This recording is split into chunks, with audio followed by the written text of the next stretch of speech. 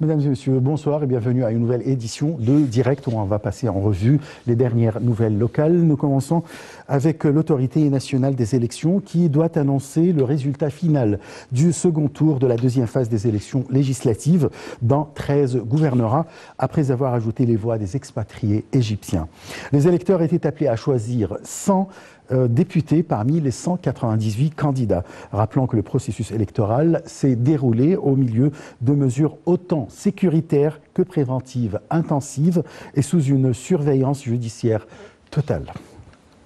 Nous avons le plaisir d'accueillir dans le studio Monsieur Ahmed Lessinas, et vous êtes consultant en gestion internationale et économique. Bonsoir. Bonsoir à vous. Il y a l'autorité nationale qui va annoncer le résultat final du second tour de la deuxième phase des élections législatives. La question générale et qui intéresse tout le peuple égyptien, qu'attendons-nous de ce Parlement? Je pense, avant qu'on parle du Parlement lui-même, la chose très importante, c'est que le trajet que le peuple égyptien est en train de faire ces jours-ci. Et il n'y a pas très longtemps qu'on disait que le peuple égyptien n'était pas encore prêt pour la démocratie. Je pense, avec le processus que le pays est en train de subir ces jours-ci, on est en train de faire un preuve très fort à tout le monde et aux Égyptiens avant n'importe qui d'autre, que c'est un peuple qui savent très bien comment se gérer d'une façon démocratique. Et je pense que ça, c'est le plus grand gain qu'on a avec ces élections. On va avoir des résultats, je pense, qui sont mixtes. Je pense que le plus grand rôle de ce Parlement, ce que tout le monde a dit après la révolution de 2011, l'Égypte a besoin de quoi? Tout le monde le sache, hein? Ce n'est pas un secret. On a besoin d'une bonne éducation, on a besoin d'un système de santé, on a besoin d'éliminer la pauvreté qui est en train de, ruiner le potentiel du pays. Mais comment le faire? Je pense que le rôle le plus, sur la macro-vision de ce Parlement, c'est d'aider l'administration égyptienne à atteindre ce rôle. Ça, c'est le rôle le plus important. Ouais. Et c'est ce qu'on attend, bien sûr. Absolument. Voilà. Aujourd'hui, le Premier ministre Mostafa Madbouli a tenu une réunion avec la ministre de la Planification et du Développement local, Hala El Saïd, pour examiner les indices de développement durable réalisés au cours de l'année courante. Hala El Saïd a confirmé que le pays avait réalisé des résultats positifs sur le niveau mondial et a occupé la 83e place parmi 166 pays. La ministre a ajouté que les mesures prises par l'Égypte contribuaient à réaliser un taux de croissance positif malgré la crise du coronavirus. Le Premier ministre a aussi examiné avec la ministre de la Planification et du Développement local le système de changement de lieu. Madbouli a enjoint de mettre en œuvre les directives du président de la République, de profiter du système de changement de lieu dans la zone militaire, de créer une unité dans chaque gouvernorat et la lier complètement avec le système, et ce, dans le but d'éliminer le phénomène des bidonvilles. Comme on parlait tout à l'heure du rôle du nouveau Parlement dans le développement du pays, voilà, il y a une réunion entre le Premier ministre avec la ministre du Développement durable, de la Planification, et du Développement local sur comment moderniser les bâtiments et éradiquer les bidonvilles. Je me rappelle pas c'était quand que Son Excellence le président a donné un discours qui était très touchant à tous les Égyptiens, où il a dit c'est très souvent que les gens se manquent du peuple égyptien à cause de notre pauvreté, à cause des conditions que quelques Égyptiens sont en train de vivre, et moi je ne veux pas me permettre, je ne veux pas permettre que ça continue comme ça. Et je pense que là, il est, lui, comme chef d'administration du pays, il est en train de mettre ça en cours, en vrai. Le peuple, là, les Égyptiens, pour pas mal des années, on était très habitués à regarder des grands slogans, on a fait ça, mais vraiment, on ne touche à rien. Et là, c'est le contraire. Pour la première fois, on fait, puis on parle. Okay? Et vraiment, le phénomène de bidonville était une honte pour l'Égypte. Un pays de telle civilisation qui n'est pas aussi pauvre, mais ce n'était pas très bien géré. Là, quand on met les choses où ils doivent y être, on est en train d'éradiquer une chose qui était vraiment une honte pour les Égyptiens. Et ça, je pense, si on n'a rien fait que améliorer la vie des millions et des millions de nos confrères égyptiens, ça, c'est une réussite énorme. Et le bidonville, ce n'est pas seulement la question des conditions de logement. Ça se déroule. Il y a pas mal de films égyptiens, et même un film très connu qui a pris un Oscar, Slumdog Millionnaire. Et il parlait de la même histoire, mais en Inde. Ouais. Qu'est-ce qu'on peut attendre aux gens, des gens qui vont sortir d'un bidonville? Est-ce qu'ils vont devenir des avocats et des médecins? Non. On est en train de faire des gens qui, normalement, on ne peut pas les... Des criminels. Des criminels. Je ne voudrais pas utiliser le mot, mais ils sont des criminels, des projets de criminels, si vous voulez.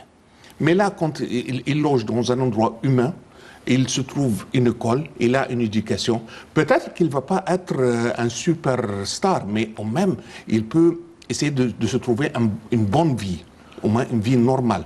Autrement, on est en train de les pousser dans la mauvaise direction.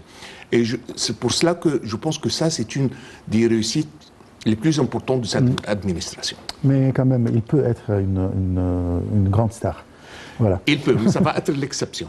Mais le règle, au moins, oui, c'est vrai. On leur donne les bonnes conditions pour arriver à quelque chose. Voilà. Avant, vraiment, les autres étaient presque à zéro, si vous voulez. C'est vrai. Bon, une autre nouvelle aussi économique, ça concerne la hausse collective des indices de la Bourse du Caire à la clôture de la séance d'aujourd'hui, soutenue par des opérations d'achat des institutions arabes et des individus égyptiens et arabes. Le capital des entreprises dotées en bourse a gagné 3 milliards de livres égyptiennes pour atteindre 655 milliards de livres. L'indice principal EGX 30 a gagné 0,4%, atteignant 11 048 points. Les indices EGX 70 et EGX 100 ont respectivement haussé de 0,4 et 0,8%. Là, Monsieur Ahmed, qu'est-ce que ça reflète quand il y a une hausse collective dans la bourse égyptienne? Qu'est-ce que ça donne pour l'Égyptien? Actuellement, moi, je ne suis pas très surpris parce que ce que vous venez de dire il y a quelques minutes, la croissance que l'Égypte est en train de faire maintenant dans un contexte qui est presque impossible pour n'importe quelle économie qu'il y croit, ça, c'est une réflexion. Ça reste un indice, un des indices économiques qu'on peut mesurer la robustesse d'une économie comme l'économie égyptienne. Et c'est un signe que l'économie est bien sûr la bonne voie. Il est en train de croître dans un environnement et un milieu qui est vraiment, vraiment très difficile. Partout, hein, c'est pas seulement en Égypte. Voilà. Aujourd'hui, la guerre dans le monde, c'est comment avoir et obtenir un vaccin contre le coronavirus. Et là, l'Égypte vient de recevoir la première cargaison de vaccins chinois, Sinopharm, contre l'émergence du Covid-19. La ministre de la Santé, Hala Zeid, a affirmé que d'autres cargaisons du vaccin devront arriver dans le pays dans la prochaine période, saluant les autorités et le gouvernement égyptien d'avoir géré avec succès la crise du coronavirus. On va avoir un petit reportage de Salih Hamed et Yara Choucha et puis on va faire un commentaire.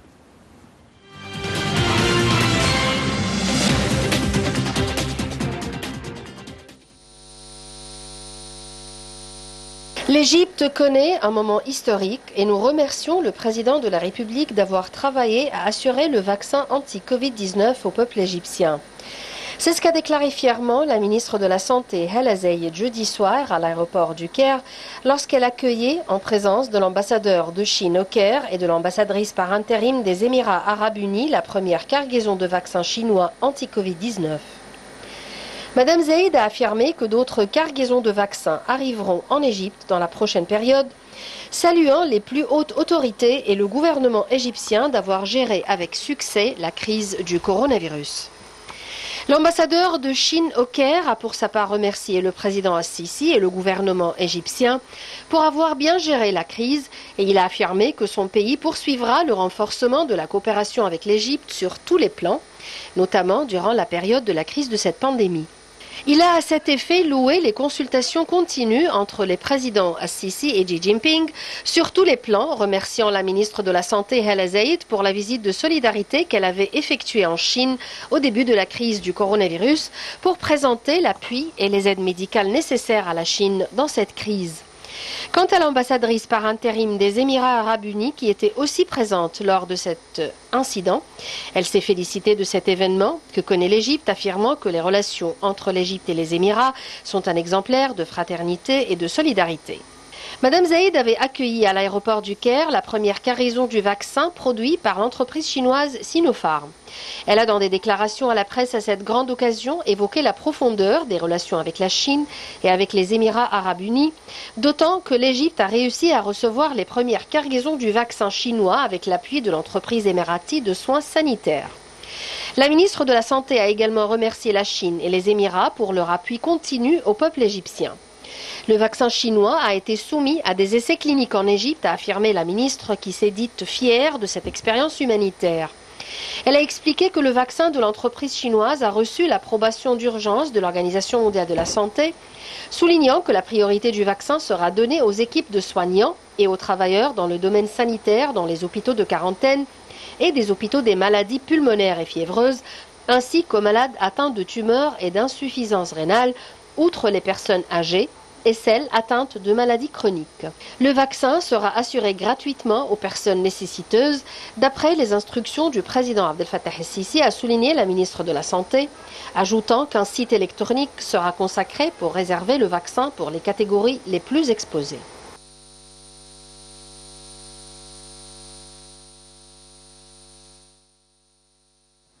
Voilà, l'Égypte vient de recevoir la première cargaison du vaccin chinois. Qu'est-ce que ça représente? Comment vous voyez cette nouvelle? Ça représente, une deuxième fois, une vue très stratégique par cette administration. On est en train de voir le type de l'iceberg aujourd'hui. Ce n'est pas un travail qui vient de commencer maintenant, non. Si vous vous rappelez, il y avait, quand la Chine a été attaquée par pas mal de pays, l'Égypte était là. L'Égypte a fait un geste très noble avec mettre le drapeau chinois sur pas mal des monuments égyptiens. Voilà. La visite de la ministre du Santé en plein Covid-19, c'est là qu'on est en train de ramasser le fruit de cet investissement qu'on a fait à l'époque. Et c'est ça la vue stratégique, que les choses ne se passent pas maintenant et aujourd'hui et cette minute. Tu dois planifier les choses très longtemps avant. Et c'est là quand le bon moment vient, on peut récolter ce qu'on a fait il y a je pense 1 ou 2 ans. Ça veut dire que l'Égypte va commencer à donner le vaccin à quelques catégories du peuple. Je parle des gens qui travaillent dans la santé surtout, dans les hôpitaux, etc. Mais quand est-ce qu'on dira que voilà, l'Égypte est exempte de ce virus? Ça, c'est la réponse de 100 milliards de dollars. Je ne pense pas que personne peut répondre à cette question, parce que, pas seulement pour l'Égypte, hein, pour tout le monde. Pour tout le monde. Mais la chose que ce virus a fait, il a vraiment communiqué deux choses à tout le monde sur la planète, si vous voulez. La première chose que, même si on l'aime ou on ne l'aime pas, ou il y a quelques pays qui l'aiment ou ne l'aiment pas, on est tous connectés sur cette planète. Bien sûr. On n'est plus isolés. Si tu as un problème là, un jour, ça va arriver chez toi. Donc, c'est dans l'intérêt de tout le monde d'éliminer tout genre de problèmes, pauvreté, santé et autres, partout. La deuxième chose, l'environnement. Et maintenant, quand on a vu qu'on consomme beaucoup moins d'essence, les gens ne sont pas, on est en train de voir pas mal des changements positifs dans le temps et tout ça. Ouais. Donc c'est vraiment nous qu'on faisait pas mal du mal aux planètes et maintenant on est en train d'apprendre la leçon. On se dirige vers l'énergie verte en plus. Absolument. Bon, là on a parlé tout à l'heure du logement, des régions défavorisées qui sont en train de déménager pour avoir un logement sanitaire, etc.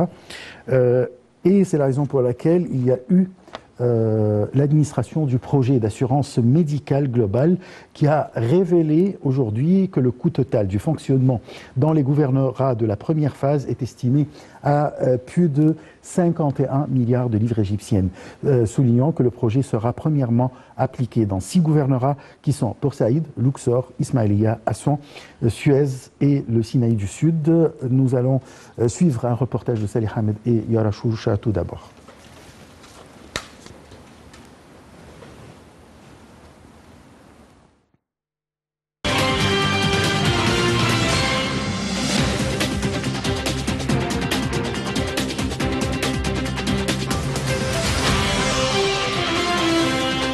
La maladie globale est appliquée dans 6 gouvernorats, Port Saïd, Luxor, Ismaïlia, Assouan, Suez et Sud Sinaï. Le ministre adjoint de la Santé et de la Population, également superviseur général de la mise en œuvre du projet d'assurance maladie globale, Dr Ahmed Essobki, a déclaré dimanche dans un communiqué que le coût des infrastructures dans les gouvernorats de la première phase est estimé à 34 milliards de livres, tandis que le coût des équipements médicaux et non médicaux est estimé à 8,9 milliards de livres, ajoutant que le coût de fonctionnement pendant une période de 3 mois dans les 6 gouvernorats est de 3 milliards 150 millions de livres égyptiennes, alors que 5 milliards de livres seront versés pour le coût de mécanisation du nouveau système dans ces gouvernorats. Le ministre adjoint de la Santé a souligné les 8 axes sur lesquels s'appuie le projet d'assurance maladie globale dans les gouvernorats de la première phase et qui comprenaient la planification stratégique, la préparation des infrastructures et des équipements, l'automatisation et la transformation numérique, et à l'accréditation, les ressources humaines et la formation, l'enregistrement des dossiers de médecine familiale et la sensibilisation médiatique. Le ministre adjoint de la Santé a appelé les citoyens qui n'ont pas encore enregistré leur nom sur la liste du système d'assurance maladie globale dans les 6 gouvernorats susmentionnés à se rendre au bureau le plus proche de leur lieu de résidence pour l'enregistrement en indiquant les documents requis pour l'enregistrement.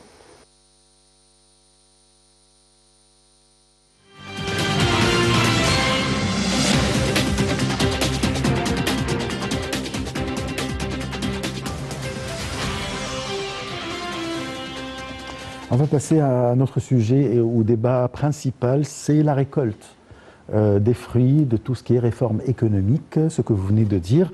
L'économie égyptienne a pu résister à la crise du coronavirus et à contenir ses répercussions, et ce, grâce aux réformes économiques exécutées au cours des dernières années. L'Égypte est le seul pays du Moyen-Orient et d'Afrique à avoir maintenu la confiance de 3 institutions de notification financière mondiale, telles que Standard & Poor's, Moody's et Fitch, au cours de l'une des périodes les plus difficiles de l'économie mondiale. Regardons ce reportage de Salih Ahmed et Yara Choucha.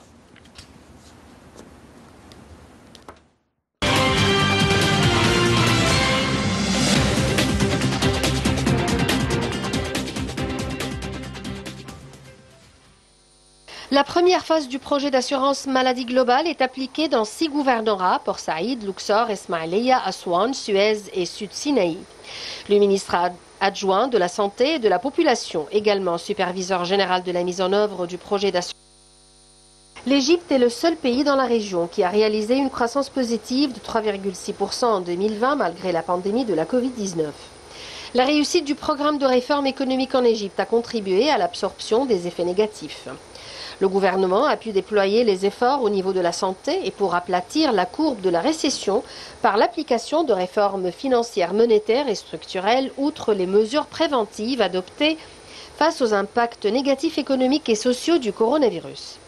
Le gouvernement assume la protection des citoyens contre les effets négatifs du coronavirus en accordant un soutien financier aux familles égyptiennes et des liquidités aux entreprises pour répondre à leurs besoins urgents et travaille assidûment pour accélérer le rythme des réformes structurelles afin de réaliser des progrès pendant et après la crise du coronavirus. Les réformes économiques réussies en Égypte ainsi que les mesures prises par le gouvernement ont permis de cerner les conséquences de l'épidémie du coronavirus. C'est ce qu'a affirmé la Banque mondiale dans son rapport de novembre Egyptian Economy Monitor, libérer le potentiel de l'Égypte en matière de productivité et de création d'emplois. Les trois agences de notation internationales, Standard & Poor's, Moody's et Fitch, ont maintenu la perspective stable pour l'économie égyptienne, en dépit de la crise du coronavirus qui dévaste l'économie mondiale. La Banque centrale d'Égypte a pour sa part facilité les procédures liées à l'obtention des crédits, les mesures de paiement en ligne, l'usage des guichets automatiques bancaires et les moyens d'acquisition de terrain.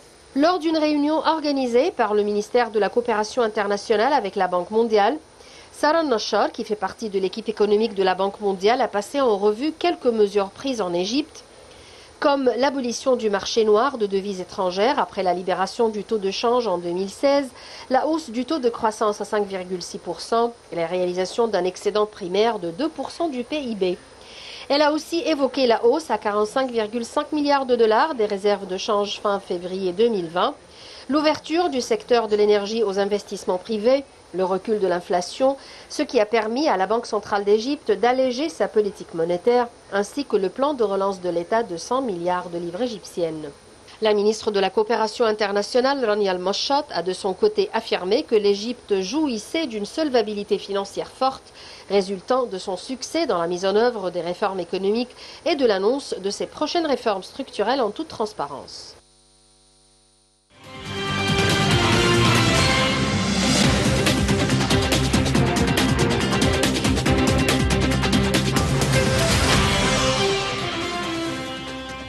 Monsieur Ahmed Lessi Nassif, je rappelle que vous êtes consultant en gestion internationale et économique. Là, l'économie égyptienne a pu vraiment résister aux répercussions du coronavirus. La première question, comment? Une deuxième fois, je pense que c'est un trajet. C'est pas une chose qui s'est passée dans un moment donné. Donc, on a bien planifié les choses. Avant 2016, l'Égypte était en train de faire quelque chose qui était assez bizarre, mais malheureusement, on avait une mauvaise mémoire de ce qui s'est passé en janvier 18 et 19 janvier 1977. Et après cet incident, tout le monde n'a jamais voulu toucher au prix de devises ou du dollar. Il faut rappeler, les chers téléspectateurs, que 17 et 18 janvier 1977, c'était que l'Égypte a augmenté les prix du pain, et ce qui a fait des manifestations, voilà, des manifestations partout. Mais le prix de pain a été augmenté en réflexion ou comme en fonction de l'augmentation de taux de change du dollar à l'époque. Et depuis 1977 jusqu'à 2016, la vérité des choses, que personne n'a eu le courage de faire la solution que tout le monde savait. Et ce n'est pas un secret, mais personne n'a osé de le faire. C'est ça la vérité. Jusqu'à l'administration présente qui a eu le courage pour résoudre les choses et mettre les choses où ils doivent être. Qu'est-ce que l'Égypte est en train de faire à ce temps-là? On était en train de subventionner le prix du dollar. Donc, n'importe qu'est-ce que vous achetiez avec ce dollar était subventionné par l'État. Par l'État. Même si vous voudriez acheter, je ne sais pas, du chocolat, du saumon fumé, du caviar, l'État, un État qui avait des problèmes sociaux, pas mal de problèmes sociaux, des problèmes médicaux, était en train de subventionner du caviar, du saumon, mais c'est incroyable, vraiment c'est incroyable. Et là, quand cette administration a eu le courage, a dit que je veux vraiment commencer par, et ça c'était très intelligent comment ils ont commencé. Ils n'ont pas touché à l'économie, ils n'ont pas touché au dollar. Ils ont mis un système très robuste, vraiment très avancé, vraiment le plus avancé dans le Moyen-Orient. Et j'ose dire que j'ai travaillé dans la plupart des pays au Moyen-Orient, il n'y a même pas un système qui est même proche du système de subvention qu'ils ont mis avec les cartes électroniques. Donc, ils ont mis ça. Que les classes sociaux moyennes et moins ne souffrent pas à cause des décisions qui vont venir plus tard. Et c'est ça, une deuxième fois, c'est ça la gestion stratégique. Tu dois construire où tu veux aller avec des pas. C'est un trajet, mais tu dois voir 1, 2, 3. Ce sont des pas bien calculés. Et c'est là ce qu'on a fait. Donc, ils ont commencé par sécuriser ça. Puis, ils ont dit, OK, maintenant, on n'est plus dans les temps que on va, empêcher les gens d'importer des choses qu'ils veulent. Tu veux importer, tu peux importer tout ce que tu veux. OK, mais tu payes pour ça. Si tu veux importer du caviar, tu payes pour le caviar. Mais c'est incroyable que tu attends à un pays comme l'Égypte de subventionner ton caviar ou ton chocolat suisse. C'est pas normal. Okay. Subventionner des produits, mais des riches. Alors ça va pas. Absolument. Que les riches payent. Absolument. Voilà. Donc, ce qu'ils ont dit, on ne va plus subventionner le taux de change. Ouais. Et ça, c'est un changement très, très stratégique, très important dans la façon dont l'économie était en train d'être gérée. C'est vraiment une transformation. Donc, ce qu'ils ont dit, que maintenant, on va passer de la subvention de devises à subventionner les gens qui ont besoin d'être subventionnés. Et là, comme par hasard, on a trouvé que le montant qu'on a besoin pour subventionner les gens qui ont vraiment besoin est plus ou moins, si je ne me trompe pas, presque le tiers de ce qui a été dépensé sur subventionner tout pour tout le monde. Parce que maintenant, on était en train de cibler ou viser une partie de la société et pas tout le monde. Okay? Et là, on a dit, on va libérer le taux de change. Okay? Que le prix du livre égyptien, il soit ce qu'il va être. Okay? Et de là, on va avoir un problème que tout le monde sait comment résoudre.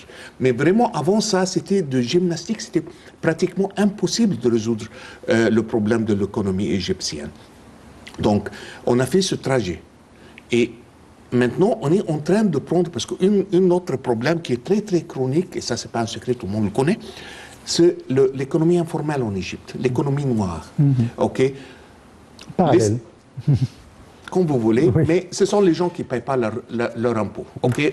Il y a plusieurs estimations, mais grosso modo, on est en train de dire 50-50, hein, dans la meilleure des cas. OK? Donc, c'est très, très difficile, à 50% seulement de la population ou de l'économie pour payer pour tout le monde.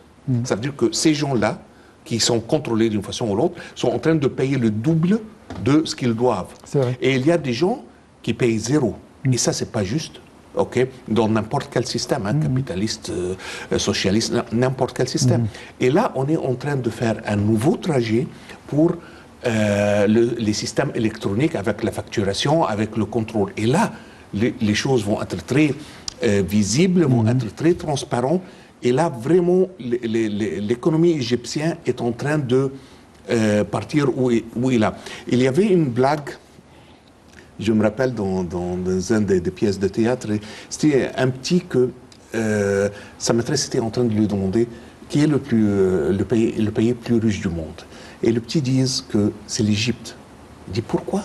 Il dit parce qu'il y a plus que je ne sais pas combien d'années que le pays est en train d'être volé et le peuple est toujours là. Survie. Et c'est là, absolument. Et c'est là qu'on est en train d'arrêter aujourd'hui. Exactement.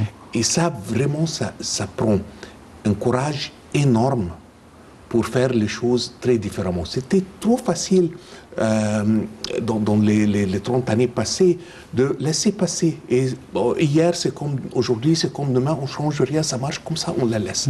Okay? Mais là, on est en train de faire des solutions radicales pour le futur, pour l'avenir. Et je suis très heureux de voir la croissance et l'état où l'économie égyptienne y est. Et honnêtement, je ne suis pas surpris, parce que C'est très normal. Oui. C'est seulement le Parce que fruit. c'est un plan qui a commencé, voilà, et qui a Depuis sauvé 2014 l'Égypte jusqu'à... Oui. Parce que actuellement. imaginez-vous que si on avait cette histoire de Covid-19 sans qu'on aurait libéré le taux de change en 2016, ça aurait été la cata complète. Oui. Ok, merci Dieu qu'on a pris la décision dans le bon moment. Ouais. Là, parallèlement, il y a quelques années quand même, le chef de l'État a annoncé que on va pratiquer l'inclusion financière ici en Égypte, que tout le monde sera sous le contrôle de la Banque centrale, et tout le monde, c'est-à-dire la Banque centrale, sera au courant de tout ce que possèdent tous les citoyens égyptiens. Comment vous voyez cette décision d'inclure ou bien de faire l'inclusion financière? C'est un défi énorme, c'est pas facile, mais c'est la bonne chose à faire, je suis sûr. Je ne veux pas citer des exemples, même personnels si vous voulez, mais je vois des choses. Quand vous trouvez quelqu'un qui touche un certain salaire, il est en train de conduire une voiture qui coûte son salaire dans 50 ans. Hein? Et vraiment 50 ans. Oui, oui, hein? c'est vrai. Et il y a quelque chose qui ne cloche pas. Ça n'a pas de sens. Donc je pense que où vous allez... Canada, je vais vous donner un exemple un peu très très loin. Au Canada, ils viennent de légaliser, il y a 2 ans, 3 ans maintenant avec Trudeau, qu'ils viennent de légaliser la drogue. Une des raisons principales en ça, c'est quoi? C'est la taxation. Oui. On veut voir où est-ce que vous faites l'argent. Le blanchiment de l'argent. Absolument. Ouais. Et là, on a un trajet à faire. Vraiment, on est un peu loin, mais c'est un défi énorme. Mais c'est la bonne chose à faire pour l'économie égyptienne, pour le bien des Égyptiens. On était en train de parler de système médical. Ça a besoin de beaucoup d'argent. Où est-ce que cet argent va venir? Elle ne va pas tomber du ciel. Pour juste 6 villes. 51 milliards, vous avez dit? Voilà, exactement, plus de 50 milliards. Où est-ce qu'on va apporter cet argent? Ok. Lorsque le pays et l'administration a tout droit de collecter la taxation pour offrir ce service au peuple. Parce qu'au fin de compte, le gouvernement, elle fait quoi? Normalement, c'est un système de gestion. Hein. Tu prends par ça, tu collectes, tu gères et tu fais des choses et tu donnes. Si tu n'as pas le input, tu ne pourrais jamais donner le sorti, le produit. Donc, c'est là. Et je pense qu'on va avoir des surprises qui vont être très intéressantes. Une d'autres choses, une dimension qu'on ne peut pas négliger là, le terrorisme. Parce que le terrorisme n'est pas financé avec de l'argent qu'on voit avec des chèques, avec des transferts, télétransferts de la banque. C'est cet argent noir là qui finance le terrorisme. Et là, ça va s'arrêter. Et si on ferme le robinet du financement, si on peut dire, sur le tourisme, vous savez quoi? Ça va s'arrêter. C'est clair. Donc, c'est pour pas mal de dimensions, je pense que c'est une chose très, très bien faite. Là, il y a 3 institutions financières, des plus grandes institutions de notification financière mondiale. Je rappelle Standard & Poor's, Moody's et Fitch, qui ont fait des rapports comme quoi l'Égypte est le seul pays du Moyen-Orient et de l'Afrique à avoir maintenu la confiance de ces institutions au cours de la crise du coronavirus, la crise économique qui a frappé tout le monde avec une récession inédite dans tout le monde. Pourtant, c'est l'Égypte qui est le seul pays dans cette région. Pourtant, il y a d'autres pays qui sont beaucoup plus riches que l'Égypte. Je donne un exemple, par exemple, le Qatar, les Émirats arabes unis, le Koweït, mais l'Égypte a dépassé ces pays économiquement, je veux dire, durant la crise. Votre commentaire, comment l'Égypte a fait ce miracle, si on peut appeler? C'est pas un miracle qui est tombé du soleil, mais c'est du ciel. Du ciel, oui. Mais c'est vraiment la clarité de vision. Je recule en arrière un petit peu. Si on prend Qatar comme exemple, C'est pas très difficile de gérer une économie quand on est en train de faire du sortir du gaz, on le vend, on a du cash et on a 250 millions d'habitants à nourrir. Hein, et on a des tonnes d'argent qui sortent de la terre. Hein. On fait rien. Il n'y a pas de gestion. Là. Hein, c'est une coïncidence géologique, si vous voulez. Ok. On était chanceux. Hein. Mais il n'y a pas de gestion. Mais le vrai défi, la vraie difficulté, c'est un pays comme l'Égypte, menacé par pas mal de directions, hein. Terrorisme, ce qui se passe à côté en Libye, ce qui se passe au sud, ce qui se passe à Gaza et de l'autre côté, ce que la Turquie est en train de faire dans le Méditerranée. Et avec tout ça, avec le Covid, la mer Rouge au sud aussi, et avec tout ça, on arrive à prendre un rebond comme celui-là, avec les 3 plus fortes entités dans le monde qui nous certifient comme le pays le plus fort, mais ça compte pour quelque chose quand même. Et c'est là le futur. Parce que c'est là qu'on est en train de voir l'investissement qui est en train de venir en Égypte. Normalement, quand une multinationale ou même un pays veut s'installer quelque part ou veut investir dans un pays ou faire élargir ses affaires dans la région, qu'est-ce qu'il regarde? Il ne regarde pas la publicité du pays. Il va chercher les rapports qui étaient écrits par ces gens des sociétés. De professionnels. Absolument. Oui. Parce que là, ils sont normalement très objectifs. Il n'y a pas peut-être 10 ou 15 ans, ces 3 sociétés avaient un discours tout à fait différent, pratiquement le contraire contre l'Égypte. Donc maintenant, quand ils changent, ça doit vouloir dire que quelque chose a bien changé en Égypte, que l'économie, pour la première fois dans des siècles, je peux dire, est sur la bonne voie. Là, l'Égypte, le monde, l'année dernière, après le début, ou bien l'attaque sérieuse du coronavirus, on a appliqué le confinement partout dans le monde.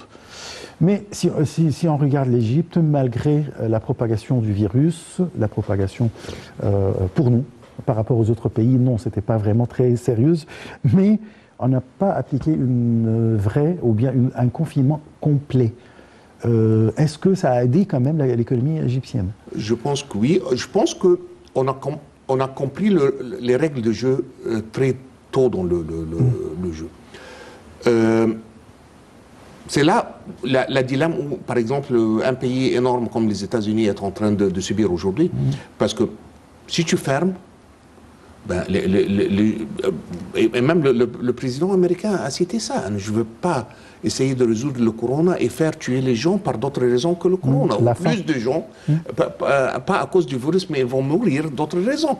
Ou à faim, ou parce que l'autre dimension, que les gens, quand on les enferme dans les maisons, pour très longtemps, on est en train de voir la violence domestique, les abus des enfants, des femmes, ça est en train de croître et augmenter. Des malades psychologiques au moins. Absolument. Donc, l'Égypte, je pense qu'on a fait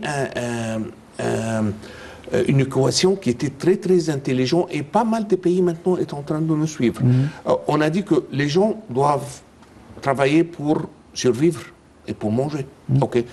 Donc, on a permis aux gens, autant qu'ils prennent les mesures précautionnaires nécessaires, on a permis aux gens d'aller au travail.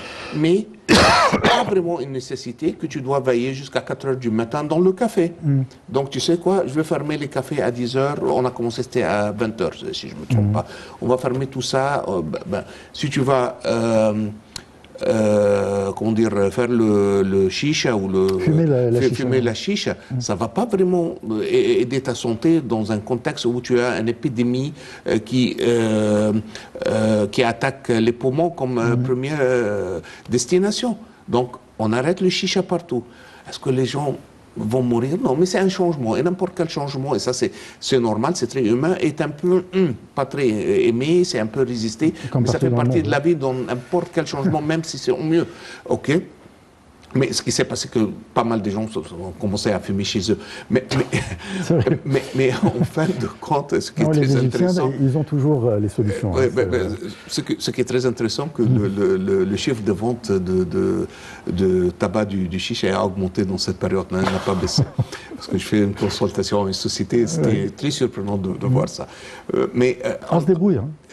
On se débrouille. Il n'y a pas de café, mais il y a la maison. Mais on ne fait pas mal aux autres. Donc ça reste un choix. Ce qui a une place, il part chez lui, il est en train de fumer chez lui. Ok, c'est son choix personnel. Mais l'administration ou le gouvernement ne veut pas encourager les gens à rester dans un milieu où ils se partagent une place enfermée et se changent la fumée. Parce que là ça va être la catastrophe complète.